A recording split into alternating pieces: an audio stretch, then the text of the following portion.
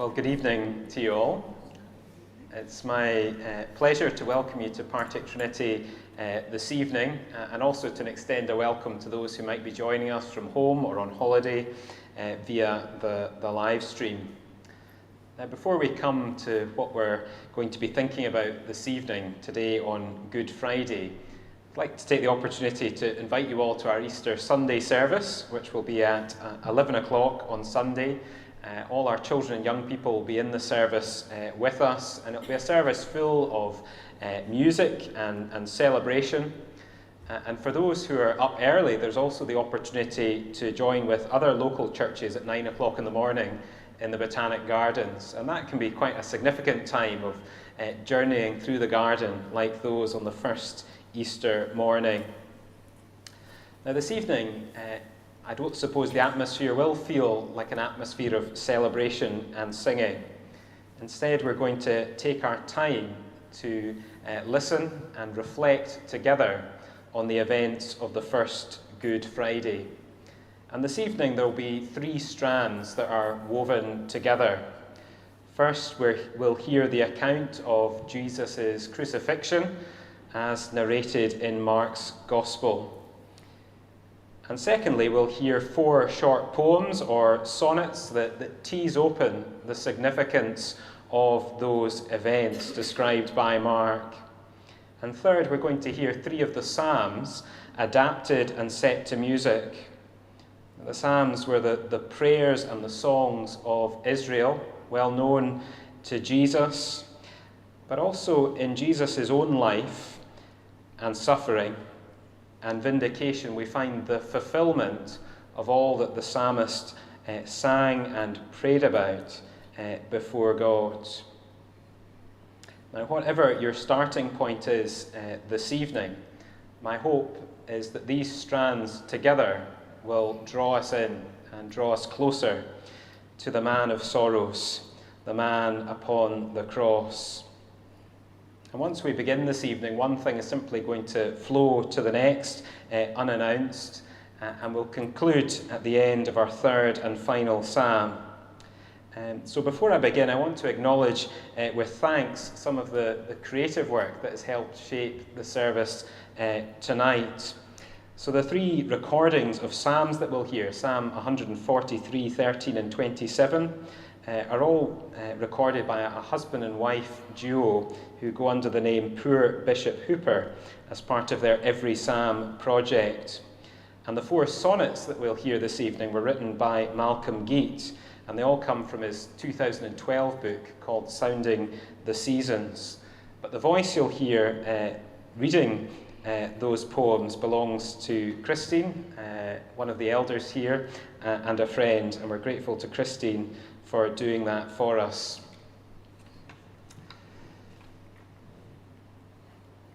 Our title this evening, A Man of Sorrows, comes from the Old Testament and from Isaiah 53 verse 3. And I'm going to read that verse to us, and then there's going to be a minute or so of music, and I suppose this is an opportunity for us to focus, to check our phones are on silence, and then in the quiet to open ourselves up to the possibility that God might meet with us in a fresh way as we journey together to the cross.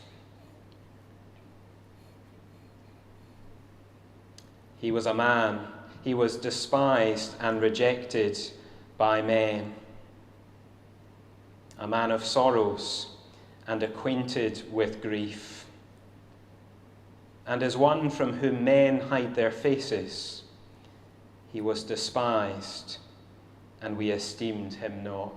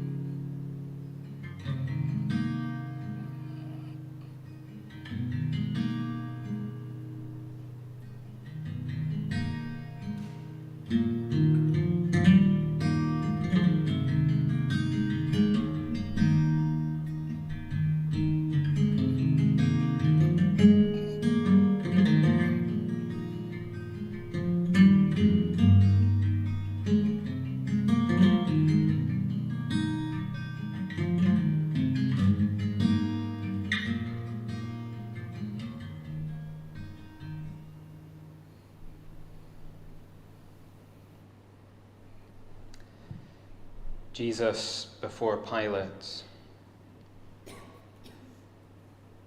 Very early in the morning, the chief priests with the elders, the teachers of the law, and the whole Sanhedrin made their plans. So they bound Jesus, led him away, and handed him over to Pilate. "Are you the king of the Jews?" asked Pilate. "You have said so," Jesus replied. The chief priests accused him of many things. So again Pilate asked him, "Aren't you going to answer? See how many things they're accusing you of." But Jesus still made no reply, and Pilate was amazed. Now, it was the custom at the festival to release a prisoner whom the people requested. A man called Barabbas was in prison with the rebels who had committed murder in the uprising. The crowd came up and asked Pilate to do for them what he usually did. "Do you want me to release to you the King of the Jews?" asked Pilate, knowing it was out of self-interest that the chief priests had handed Jesus over to him. But the chief priests stirred up the crowd to get Pilate to release Barabbas instead. "What shall I do then with the one you call the King of the Jews?" Pilate asked them. "Crucify him," they shouted. "Why? What crime has he committed?" asked Pilate. But they shouted all the louder, "Crucify him." Wanting to satisfy the crowd, Pilate released Barabbas to them. He had Jesus flogged and handed him over to be crucified.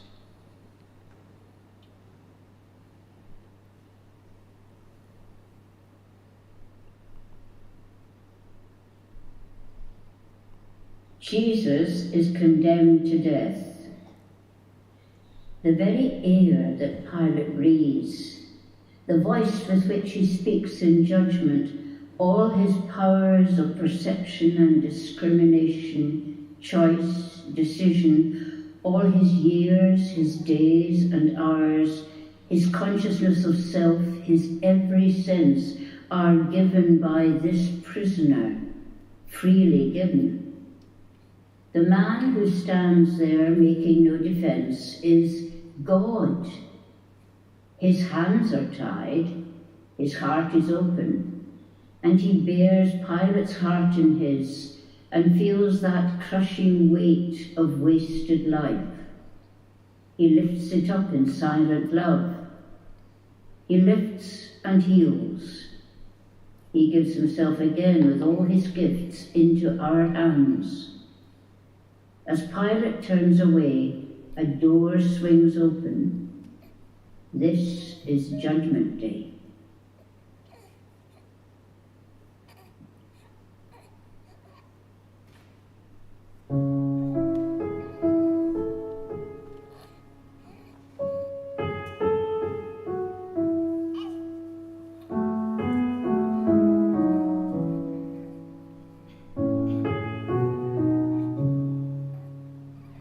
Hear my prayer, O Lord, give ear to my pleas. In your faithfulness, won't you answer me? Do not bring your servant here into judgment, for no one living is righteous before you. Enemies pursue me, to the ground he sends me. Darkness is my dwelling, like those long dead. My spirit is faint, my heart is dismayed. I remember old days, what your hands have done. I stretch out my hands to you, my soul it thirsts for you. Like a parched land, would you answer me? I stretch out my hands to you, my soul it thirsts for you. Like a parched land, would you answer me?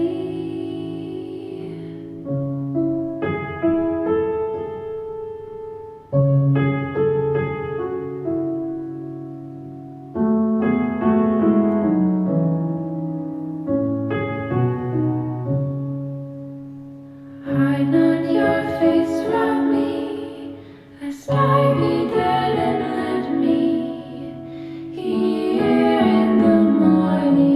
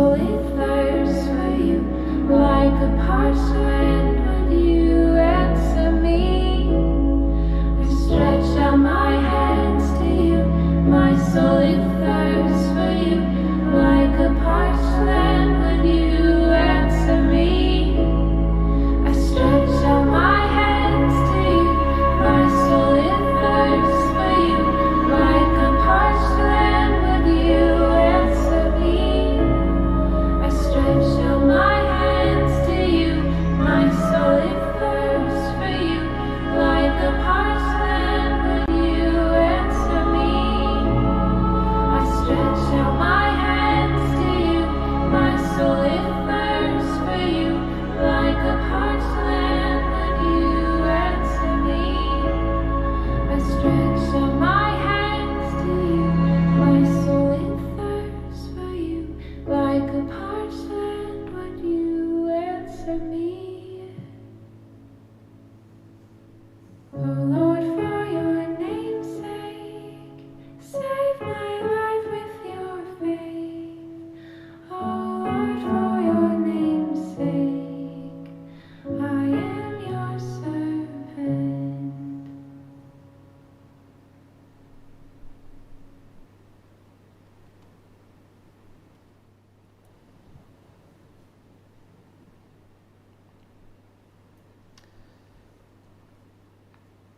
The soldiers mock Jesus. The soldiers led Jesus away into the palace, that is, the praetorium, and called together the whole company of soldiers. They put a purple robe on him, then twisted together a crown of thorns and set it on him. And they began to call out to him, "Hail, King of the Jews!" Again and again they struck him on the head with a staff and spat on him. Falling on their knees, they paid homage to him. And when they had mocked him, they took off the purple robe and put his own clothes on him. Then they led him out to crucify him.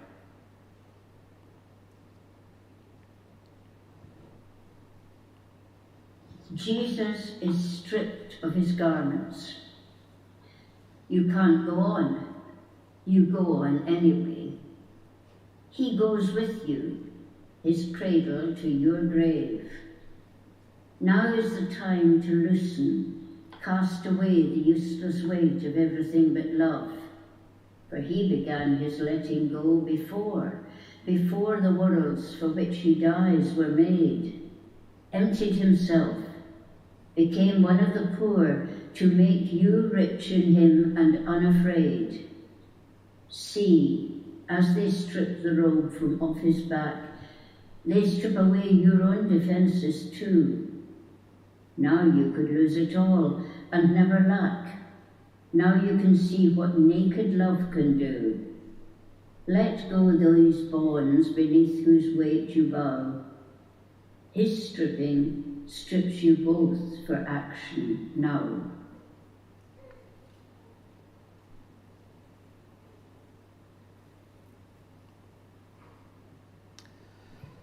The crucifixion of Jesus.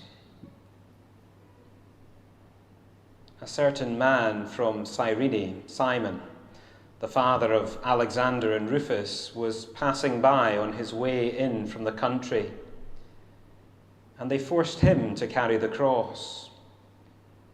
They brought Jesus to the place called Golgotha, which means the place of the skull. Then they offered him wine mixed with myrrh, but he did not take it, and they crucified him. Dividing up his clothes, they cast lots to see what each would get. It was 9 a.m. when they crucified him.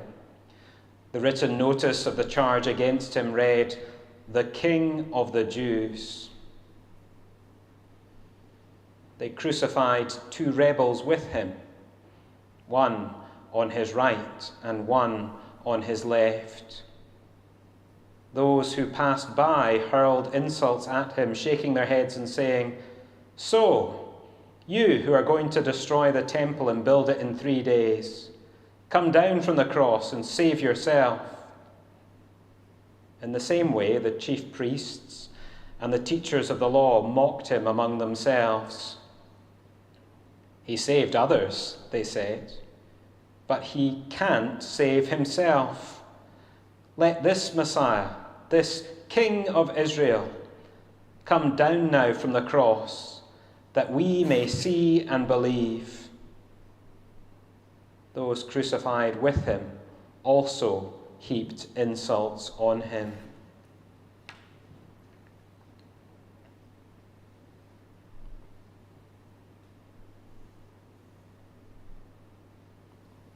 Jesus is nailed to the cross.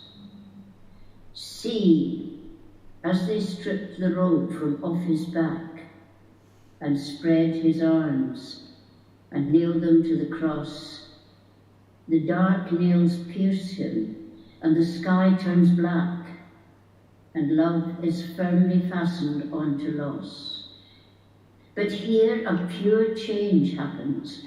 On this tree, loss becomes gain, death opens into birth. Here, wounding heals, and fastening makes free.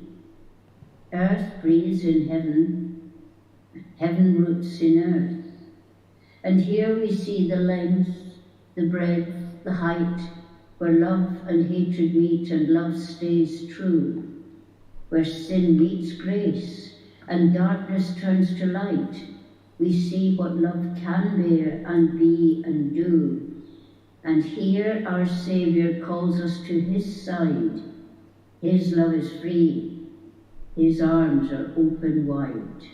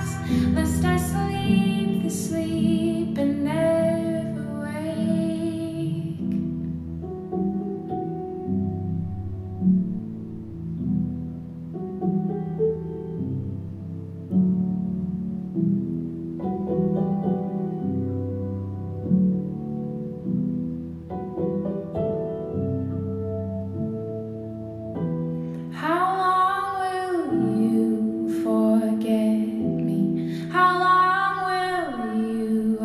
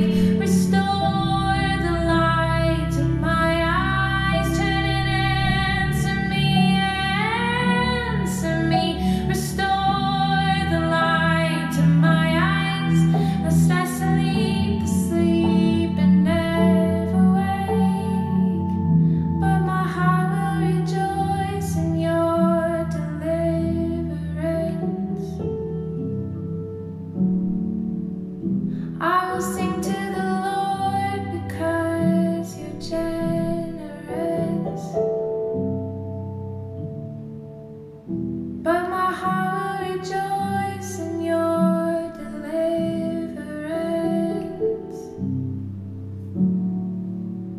I will sing to the Lord because you're generous.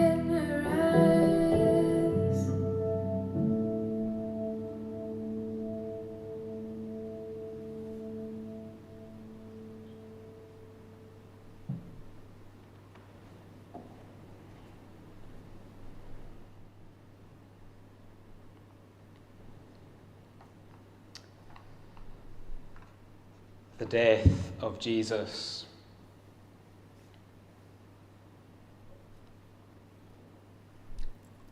At noon, darkness came over the whole land until 3 in the afternoon. And at 3 in the afternoon, Jesus cried out in a loud voice, Eloi, Eloi, lema sabachthani, which means, my God, why have you forsaken me? When some of those standing near heard this, they said, Listen, he's calling Elijah. Someone ran, filled a sponge with wine vinegar and put it on a staff and offered it to Jesus to drink.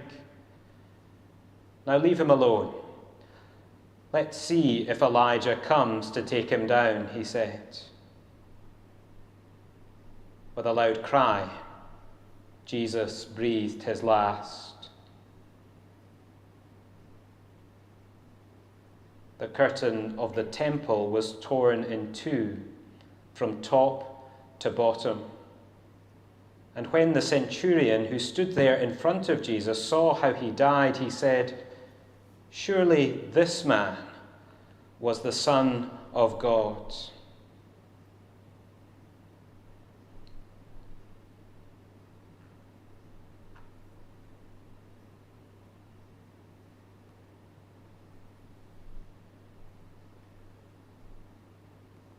Jesus dies on the cross. The dark nails pierce him, and the sky turns black. We watch him as he labours to draw breath. He takes our breath away to give it back, return it to its birth through his slow death. We hear him struggle, breathing through the pain, who once breathed out his spirit on the deep, who formed us when he mixed the dust with rain and drew us into consciousness through sleep.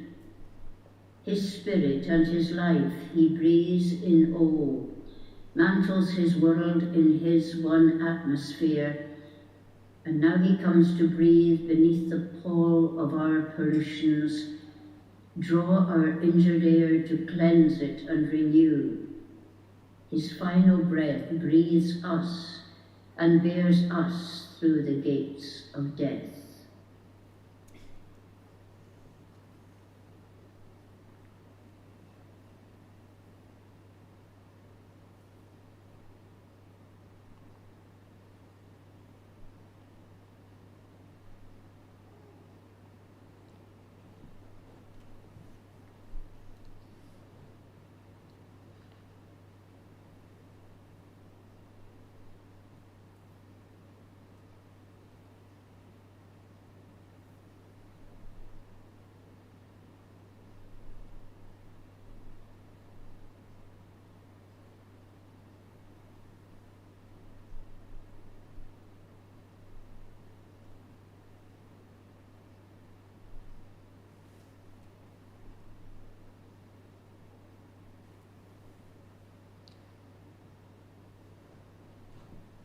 Long before the first Good Friday, God spoke to his people through the prophet Isaiah. Behold, my servant shall prosper. He shall be exalted and lifted up, and shall be very high. As many were astonished at him, his appearance was so marred beyond human semblance, and his form beyond that of the sons of men. So shall he startle many nations. Kings shall shut their mouths because of him. For that which has not been told them they shall see, and that which they have not heard they shall understand. Who has believed what we have heard? And to whom has the arm of the Lord been revealed? For he grew up before him like a young plant, and like a root out of dry ground. He had no form or comeliness that we should look at him, and no beauty that we should desire him. He was despised and rejected by men, a man of sorrows and acquainted with grief. And as one from whom men hide their faces, he was despised, and we esteemed him not. Surely he has borne our griefs and carried our sorrows. Yet we esteemed him stricken, smitten by God, and afflicted. But he was wounded for our transgressions. He was bruised for our iniquities. Upon him was the chastisement that made us whole, and with his stripes we are healed.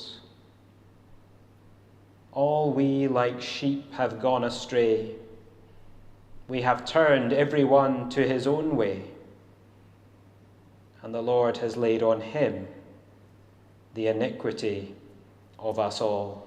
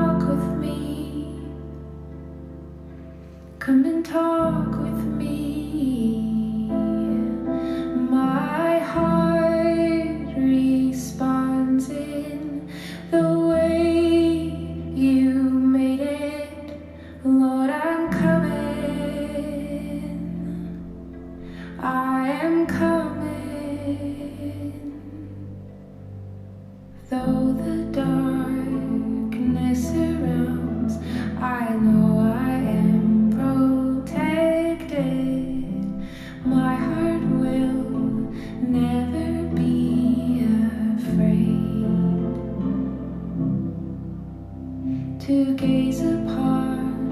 your beauty, God, and see you in your temple.